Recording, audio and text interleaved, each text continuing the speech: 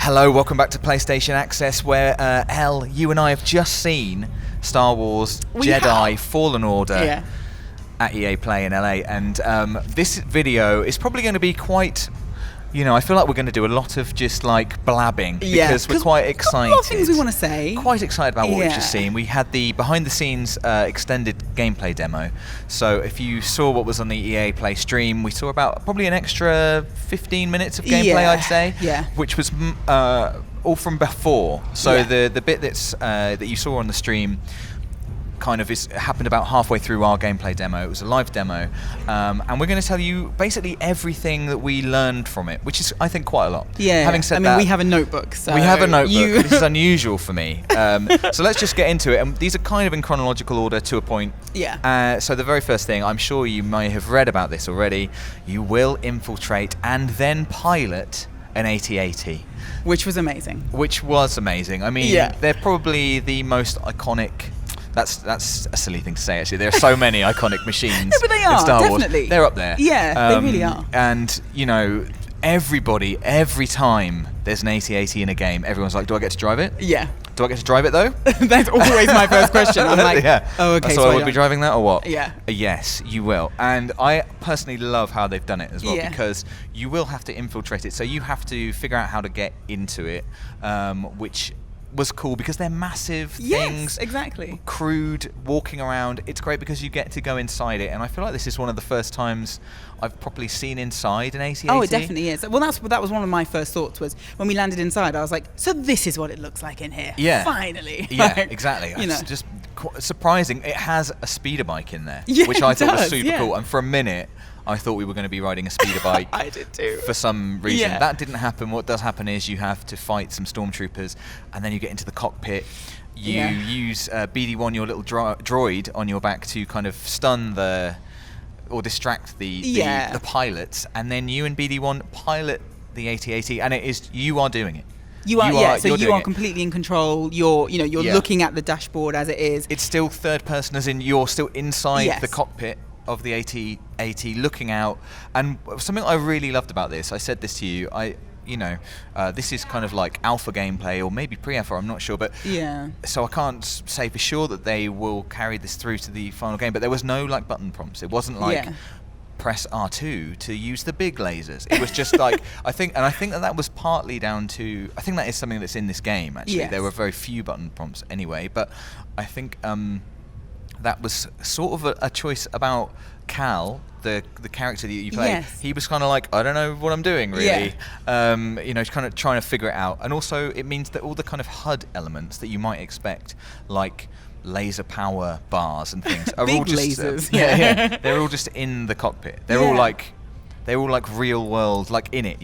Nothing pops up and says you need to. And it's a little choice. It's like not, it's not like this mind-blowing huge decision they've made. But it adds so much in terms of world building and telling you that he is this guy on the run, that he is somebody who's figuring things out as he goes along. That he has, he did have a master at some point, and we don't know where they are. And that's, it immediately puts you straight into that okay, this is what it would be like to be in the Resistance. This is what it would be like if you did grab tech. You've got to figure it out. There's not going to be a big thing that's like this one, like it's such a little detail that instantly I was like, okay, I'm there. Yes. Right. Also, it is that dream of the dream of piloting the AT-AT is that you turn the tide. You're like at the back of the kind of Empire's force, and suddenly you are shooting them with their own weapons from behind, and it's just like, ha. Well, I think there was a line where he said that, wasn't it? Something about, he was like, I'm going to go in and cause a little bit more trouble. And I was like, that's all I ever want, is to be causing trouble in an AT-AT that I've taken.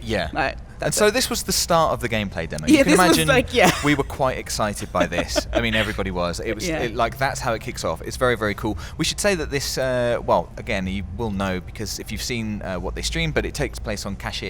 And so you start off in, I think it's called the Origin River. I read. So you start off swimming and you have to get into the AT-AT from the river, and it's very, very cool. There's some good water graphics for Rob as well. So. Yes, very true. That's just the first point on I've got 2 pages of notes here, so buckle in. Hope you've settled down. The second thing that we learn is that you have your own ship and crew. Yeah. So, I mean, crew is a strong word, because that sounds like you're going to be. I've made that sound like you're going to be telling them what to do and stuff. It didn't get that impression. It's like you have travel companions. Yeah, they didn't look like people you could boss around. I think it's fair to say when they came out. So. And the exciting thing about having your own ship, I suppose, is very much linked to this next point, which is on the ship there's a holo table which displayed a system map. Yeah. As in, we zoomed out and we saw several planets. I think there were 4 planets in this particular system. This is what we think. We think we saw 4. Which would indicate that you may be able to travel. Well, I'm sure you'll be traveling to different planets. I've decided that we are. Yes. It's all I want. It made me think. It felt like a little home base. It felt like a hub, didn't it? Exactly. Yeah. And that's quite exciting. Furthermore, with your crew at least, and I'm sure this is elsewhere in the game, you could have optional conversations with conversation trees. Yes.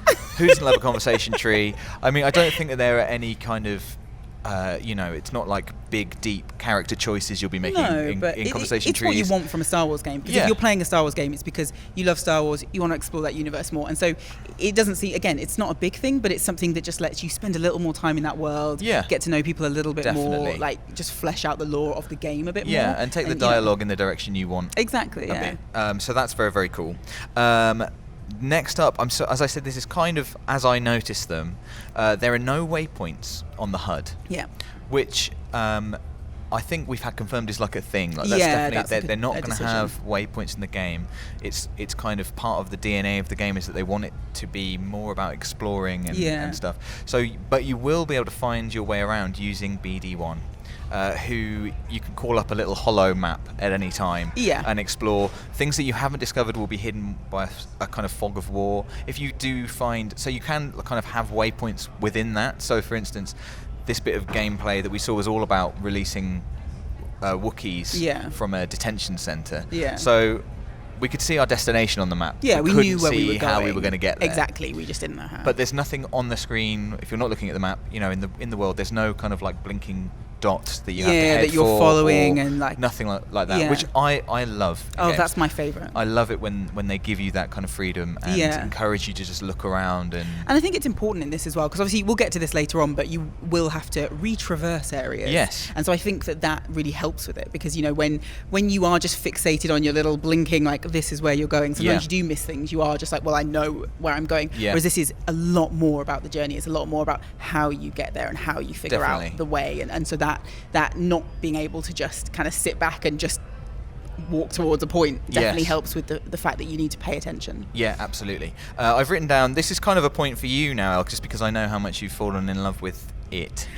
BD1 is lush. Oh, he is the best. Yeah. I mean, they're so good at making cute droids. Like gameplay alone, he's adorable. Yeah. He's the cutest little thing. Like when he's sitting on your back or when he like pops up on his 2 little legs and looks around. Yeah. But he does seem very useful, which is cute and useful. Definitely. That's what I'm looking for. I know that they've kind of said this before, and it really got the impression, because it's only a short gameplay demo that we saw. Really, that BD1, they don't want BD1 to be a tool. Yes. It's meant to be your companion, your friend, and I already have deep feelings for BD1. Well, he had huge if anybody touches him, I will hurt them. Yeah. And there are many ways to hurt people in Fallen Order, which we'll come on to. You can find upgrades for BD1 as well. So at one point we kind of found this secret not a secret area, but it was like an off the beaten track area where Cal found some equipment for BD1 that he could use to upgrade BD1 and gave him an overload power, which meant that he could then power things that were low on power. So it wasn't overloading like making them explode. Yeah, which was my first thought. I was like, he's going to blow stuff up. Yeah. And then it was like, oh, he's fine. Yeah. He's just using it's a good job he's things. Cute. Yeah. Although I reckon, well, I don't know, I wouldn't like to speculate, but I wouldn't be surprised at some point if he's blowing things up. There was also that great point where he there was like a massive, what would you call it? Like a big buzzsaw, but enormous. Yes. Yeah, and it was like a drill, but giant and huge. Like a saw. I don't know. Yeah. It was going into a wall. And he jumps up there, doesn't he, to power that and turn it back on again. And then Cal's like, you just wanted to use the big saw. There was no reason to do that. Yeah, we didn't need to do that. You just wanted to do that. So he loves giant saws. I mean, I love him. Yeah. I love him. Something else that he can do is scan stuff. Yeah. And now, what did we see being scanned? I saw some Stormtrooper equipment being scanned, which was revealed that it was Flame Trooper equipment. It told you a little bit about Flame Troopers. We saw some of the wildlife being scanned. The wildlife. I tried really hard to read what the big spider-like creatures are called, and I think they're called Wishoks. Yeah, with 3 Ys. There you go. We are on Kashyyyk. Yeah, so exactly. The home of the Y. Yeah. So as far as we could tell, it was just about world building. It was giving you a little bit of background on these things.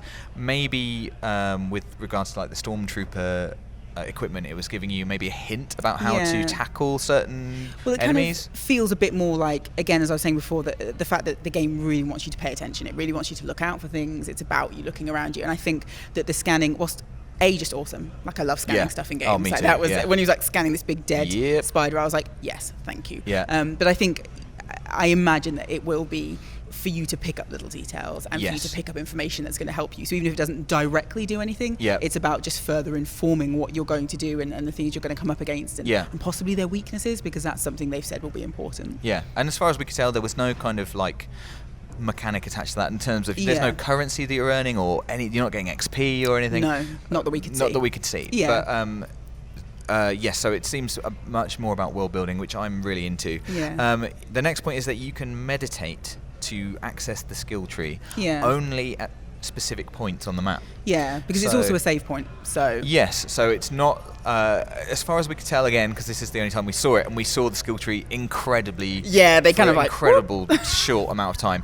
But it doesn't seem like you'll be accessing the skill tree willy-nilly just whenever you want. Yeah, which I'm surprised about, because when I understood that was what I kind of assumed you would just access it whenever you wanted. Like, it would be something that you just kind of came in and out of. So I'm intrigued that you can only at certain points are like, okay, now you can. Yeah. Although if I think about it, I really like it, not in terms of a gameplay mechanic, but just in terms of, the idea being that he has to take some time. It's not like I'll just learn a new skill right now. It's like he has to go and sit and think and take some time and now I'll learn a new skill. But that is good, and it is important, because I think you can, we were discussing before about lightsabers and the Force and how much you want to use them and whether it kind of wears off how good they are. So I think that shows that they're really thinking about elements like that they don't want things to just seem easy, or because that's never been the Star Wars way. And so again, it's another little thing that makes me think, okay, they're actually thinking about how to keep things cool, how to keep things interesting, how to keep things as powerful and as impressive as the first time you use them. So. And how to reframe all of these gameplay mechanics within a world. Not like you don't just learn a skill whenever you want. Yeah. You have to go and meditate. That works within the world of the Jedi. Exactly. I think. So we saw these meditation. We only saw 2 of these meditation points in the gameplay we saw. So I don't know if that's kind of gives you an indication of how regularly. Yeah, that's what I was trying to figure out. But they certainly weren't everywhere. It felt like you would progress and then you would find one and that was your opportunity. So we did say we had a very, very, very short look at the skill tree. It was incredibly short. I managed to notice that there were 3 distinct branches of this skill tree, and the names of 2 of the branches. one was the Force, one was lightsaber. So that, and then the third one we don't know. We don't know. Our guess is droid. Yeah, we would imagine, but maybe not because we really didn't have get to see it. Because we upgraded BD1 with stuff we found in the world. So it could be totally different. But so the Force, I think, is quite self-explanatory. You're going to be learning new skills, maybe upgrading those skills. Lightsaber sounded cool. I'd imagine that's going to, affect what you can do in combat and things. That's quite exciting. And then this third unknown branch. Who knows? I guess we'll have to find out. Something that I noticed that was interesting to me, we're coming on to combat very soon, where you will be using the Force a lot, but outside of combat you can use the Force. It seemed like there's no Force meter outside of combat. It's just like you have your powers and you can use them as you see fit. Again, we didn't see any button prompts for any of this, but like Cal was coming up against obstacles and was choosing to Force push open some doors, or he Force pulled a rope towards him, and he was freezing stuff a lot in time. I don't know, it's like a sort of a stasis, wasn't it? Yeah, we were trying to come up with what we thought it was, and slow time is the first thing that kind of came to mind, but it's not exactly that. It is kind of freezing things in place within their environment. So so for example, one was, there was a spinning bridge, as bridges are wont to do. Yes. And he was able to freeze it in place, stop it from spinning so that he could cross it. And I was also really interested that he can kind of leave the force behind. So he doesn't have to stop and do things. So once he kind of does this move where it's shaking and it stops, and then he does an extra kind of and it holds it in place, so then he can then no longer kind of actively be using the force but continue to see its effects, which I thought was really interesting. Yeah, definitely. I've shut my notebook now because I've come on to our last point, which we're just going to talk through. Yeah, it's quite a big one. There's a lot to talk about, and I don't know exactly how we'll break this down. We'll find out as we go. But it's combat, because I think the combat is really interesting and exciting and new for a Star Wars game, actually, the way they've taken it. Yeah, what we saw was so innovative for the kind of what you'd expect, and especially because with Star Wars combat, it's lightsabers, it's the Force. We've all seen it, we know it, and so it's really hard, I think, I didn't expect to be surprised. I thought, I know what the combat in this game is going to look like. I know how it's going to feel. I know, and I was so surprised. Yeah. It was completely different to what I was expecting. It's an incredibly difficult balance to find, I think. Being a Jedi character in a game is really difficult because they need to feel powerful and they need to feel like they have skills, but also there needs to be a challenge. Yeah. You can't just be willy-nilly cutting everybody down. Yeah, and just, absolutely. And I think they've actually achieved that really well. So the combat is I'm trying to think of words that aren't just thoughtful, but it's quite thoughtful and considered. Considered it's quite combat. Slow, which I really enjoy. I think it's not just rushing in and slashing wildly at everything that moves. I'm sure you can do that if you choose, but it's much more. Yeah, it's much more considered than that. There's a lot of kind of taking stock of what enemies you're up against and what their kind of skills are. I mean, when it comes to just your everyday stormtrooper, to be fair, they are kind of fodder. Yeah, they're mostly going to be we quite all know easily that. killed. So if you're getting shot by lasers, you can parry those back. If you time it right, you can force pull enemies towards you and finish them off that way. Then the kind of next tier up is stormtroopers who have kind of like force knives or force pikes, that kind of thing, which obviously can cause your lightsaber a bit more trouble. But they're kind of general enemies. They're not too much to worry about. They don't tend to seem to swarm you. Yeah, it's very much that. Which I really enjoyed. It was kind of, again, because it's not really quick, it's quite slow. Yeah. With regards to the Force, you have a Force meter. So in the game, generally, you can just use your Force as you like. In combat, it does become a metered kind of resource. Yeah. So that, when you use the power, it depletes, and then I think it will just tick back up over time. Yes. But more importantly than that, we saw that it will tick back up when you attack. When you land blows on enemies, it will refill that bar. Which I think is, it's good because this is, having seen the combat, I think the director described it previously as being quite like Sekiro, and I think that's very, very fair. It's really considered. You have to be very, very careful. There's a lot of timing involved. Yeah. And so you could fall back on being very defensive. You could, because it does feel, slow in a good way. It is about taking your time. You could end up being way too defensive, just holding back constantly, missing your chances. And so the fact that they've given you a mechanic that relies on you being aggressive, going on the offensive, I think helps prevent that feeling you can sometimes get in games like that, where you just shy back constantly. You're not fully experiencing the combat as they would like you to. Definitely. And if we're going to mention Sekiro as a kind of touchstone, there's a second bar, which at first glance I thought was a stamina bar. Yeah. But I think it's actually more of a defense bar. Yeah. So it's a bit like posture in Sekiro. Apart from in Sekiro, you build up the posture bar, and when it's full, you've kind of broken your enemy's defense. In the Fallen Order, there you start with a full bar, and when enemies, and you, I think, because you have this bar as well. The same, when you're blocking attacks, that bar is depleted, and then when it's gone, I think you're unable to block anymore. So again, I think that is increasing the need for being aggressive and for attacks, because absolutely. You can't just rely on defending, because you can keep blocking blows, but you're going to leave yourself open at some point. Yeah. And we did see that as well. You know, we saw that happen then. We saw as well them miss opportunities through being defensive, which I'm sure they were doing, you know, on purpose to show us how that works. But, you know, we saw, them miss opportunities when they became, most vulnerable. Yeah, definitely. I think the last thing to say is probably that there were a number of kind of big enemies that we would come across that offered a sort of a more serious challenge, and it felt like those encounters were really exciting. And you weren't going to be running in, you were going to need to learn move sets and things and figure out how to tackle certain enemies. There's a kind of an almost inquisitor looking trooper who has like a sort of purple force pike of some kind, and they were even resistant to certain force attacks. So I saw Cal try and pull this enemy, and he could dig in his force pike into the ground to stop that from happening. So you aren't just a sort of walking super soldier with using all these powers left, right, and centre. The enemies, you're going to need to learn each of their weaknesses and understand how to tackle them, which I just think is really exciting for a Star Wars game. It's completely new. It's so much more thoughtful than it has been before. You're going to have to consider, it's not just running around with a lightsaber, it's really thinking about what you're doing and who you're coming up against. Exactly. So that's I'd say a quick talk. I mean, it's probably taken ages, but there's a lot to say. We were very excited. That's sort of everything that we learned from our look at Star Wars Jedi Fallen Order. I'm really excited to just find out anything more. Kashyyyk looks beautiful. The story is really grabbed me, and I just want to spend time with BD1. That's all I want. So let us know in the comments below if you're looking forward to Fallen Order, if you liked what you've seen so far.